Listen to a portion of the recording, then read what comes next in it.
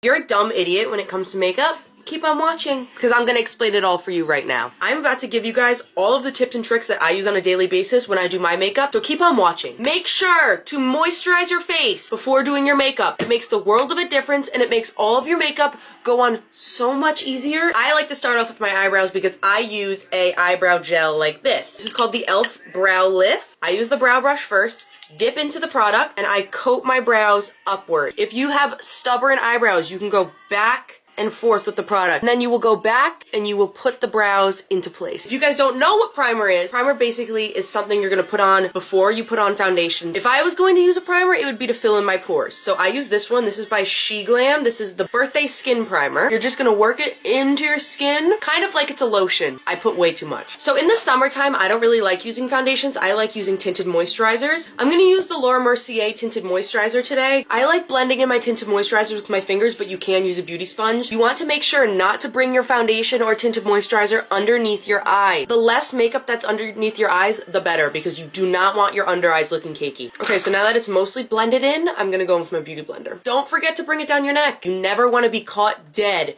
with that harsh line of foundation. Now there's two types of concealer that I want to explain to you. There's more of a lightweight concealer, and then there's more of a thicker, heavier concealer. Lightweight concealer I like to use for underneath my eyes. Heavier concealer I like to use for concealing things like pimples, scars, things like that. For a heavier concealer, honestly, there's nothing better than the NARS Soft Matte Concealer. How I like using this concealer is taking a concealer brush, something like this, and you're gonna dip into the pot, and you're gonna just apply it on any blemishes or dark spots that you have. I also like using this concealer on my nose because my nose gets really red around the corners. We're gonna let this sit. The longer you're gonna let your concealer sit like this, the more coverage it's going to give you. Now, for under eyes, this is the best concealer ever. I recommend it to everyone. The Bare Minerals Original Liquid Mineral Concealer. I like having concealer that is more close to my skin tone. I just like the way it looks better, but you totally can get a concealer in a few shades lighter to brighten up your face. So now we're gonna let this sit. We're gonna go back to the NARS concealer now, and we're gonna just blend it in with our finger, simply tapping on top and making sure it's all blended in. And after I blend it out with my finger, I like to go back over with the sponge just to make sure everything's blended in seamlessly. For the concealer under the eyes, I like to use a brush. This is a new thing I've liked to do. The concealer I like to use is more of an orangey tone. Orange and blue are opposite on the color wheel, so if you're gonna use like an orangey toned concealer, it's gonna cancel out the dark circles. You can go back in with your sponge if you want, just to pick up any extra product. Okay, now for contour, we're gonna go in with the Patrick Ta contour, and I'm gonna take it on a brush like this, kind of a smaller brush so you get more precise. Not going to place your contour underneath your cheekbone. That is going to drag your face down. You are going to place your contour on top of your cheekbone, like so. I like applying my contour in a dabbing motion. You're never just gonna swipe it on. And once you do your makeup for a long time, you're gonna start to just learn your face and learn where you're gonna place all these products. But it is kind of challenging to figure out where to place it in the beginning. If you wanna make your forehead appear smaller, you're gonna take your contour and you're going to place it on the top. This is going to reduce that appearance of your five head. If you would like to do your jawline, please be careful and make sure to blend it. See where that natural shadow is? That's what you're gonna enhance. I also like bringing it up and connecting it. See the difference? Now, nose contour is kind of challenging to figure out. Everyone is going to contour their nose differently for what they need. I like my nose to look as small as possible. I like to look like I cannot breathe. So what I'm going to do, take my contour shade, and I'm going to first apply it at the bottom. This is going to make my nose look more lifted. Now I'm going to take it and go up kind of into my eyebrow. I feel like this just makes my nose look more small throughout the bridge. I honestly just put 2 little dabs of product and then 1 across, and that's what I do for my nose contour. See how I kind of look like a deer? That's what I want to look like. Now we're gonna blend it in. I like to go in with a bigger brush. We're gonna go in and we're just gonna dab. Lightly dab in, and if you have a good product, it will blend. We are dabbing. We are not dragging. Dragging, no good. You also want to make sure to keep your product in the place you placed it. You don't want to be swiping all over and it's gonna move the contour around, and then you're gonna end up making your face look all long. Not cute. For nose contour, I like taking my beauty blender and I just go over everything, and it kind of just automatically blends it for you. Okay, next we have blush. You can use cream or liquid blush, whatever you choose. This is my new favorite blush. This is by Say Beauty. This is the shade Chili. If you want the lifted effect, you're going to apply your blush on the high points of your cheek. Also apply a little dab of blush on the part of my nose that I contoured. I just think it looks really cute. With blush, I like using a brush over my sponge because the sponge picks up a lot of the product. product, and I just dab it in place. Once again, with the dabbing. Also, if you guys don't know, blush is the first thing to fade on your face. Blush just fades really fast.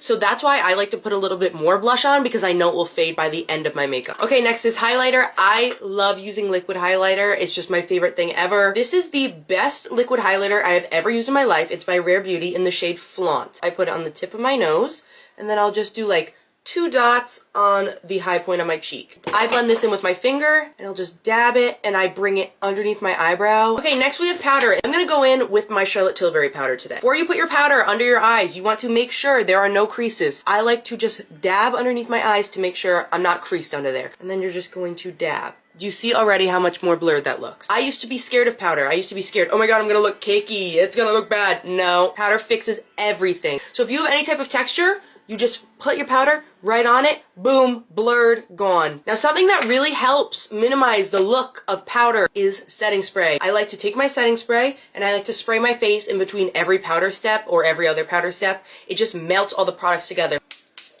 Let it marinate now. This is a good time to clean off your lips from all of the gross powder and stuff. So after I just sprayed my face, I let it dry, and now I'm gonna curl my eyelashes for the first time in this routine. Okay, after we curled, put that away for now. We're gonna go in with powder bronzer and powder blush. For powder bronzer, this is Physicians Formula. We're going in and we're just gonna enhance where we put the contour earlier. And honestly, with powder bronzer, I go in with a fluffy brush that you would use for eyeshadow, and I just put it in my crease just to warm up everything and to tie the colors in. I also put a little bit underneath my eyes. Time for blush. I just go like this. I don't pick a color. I like all the colors, and I just apply it on the high points of my cheeks just to accentuate what we put on before. We're gonna curl our eyelashes again before we put on our mascara. By the way, this is the best eyelash curler I've ever used. This is by Tweezerman. Now you're also probably wondering if we're ever gonna do anything with our eyebrows again. I would recommend doing your eyebrows again after you put on powder, so your powder doesn't get in your eyebrows. I like doing it before I do my mascara. I use this little pen. I just line the bottom of my eyebrow and fill in any sparse areas. Okay, now time for mascara. If you want your eyelashes to stay up all day, waterproof mascara is the way to go, but I hate taking off waterproof mascara, so I use regular. This is the L'Oreal Telescopic Carbon Black Mascara. Best mascara ever. I love it so much. Honestly, drugstore mascaras are better than high-end mascaras, and they're way more affordable. Don't buy an expensive mascara. You don't need it. I like focusing my mascara on the outer corners of my eyes because it makes my face look elongated. It's okay if you get it on your eyelid like I just did. I'll show you how to take that off. Okay, our mascara is dried, and now it's time to take off the stuff that's got on our eyelid. You can either go in with a spoolie brush or Q-tips. I'm gonna show you both ways. So you take a spoolie brush like this, and you're just gonna simply scratch it off. Once it's dry, it should just flake right off. Or you can use a Q-tip. I like using a Q-tip if I don't have any eyeshadow on because it's just easier. Yeah, if you have eyeshadow on though, definitely use the spoolie trick. Okay, time for lips. We're going in with our lip liner first. This is by NYX in the shade Peekaboo Neutral. I need a new one, clearly. I don't line the corners. I feel like it makes my mouth look too long. I like lining just the top. If you want to overline a little bit, that's perfectly fine. See how that already just made my lips look like a Bratz doll? I love the way that looks. And then I go for the bottom. I just put a little bit in the middle. And then you can fill in a little bit if you want. Now, if you want a little bit of shine, this is a lip oil. This is by Sigma. I love it so much. I just put it on, and it kind of blends the lip liner for you. Look how cute and juicy our lips look now. Okay, now if you haven't noticed, our eyelashes have fallen. So we're gonna go in and just curl. Apparently you're not supposed to do this. I've always done it. If your eyelashes fall out, don't blame me. And there we go. This is how I get the basic look. It's a lot of steps to look this good, isn't it? Ew, why did I just sound like that? Now you can go in one more time with your setting spray. Remember to comment below if you guys want me to do a drugstore or a high-end version of this. If you guys want more in-depth of either each step or in-depth of each product, let me know, okay? I love you guys so much. I'll see you in the next one.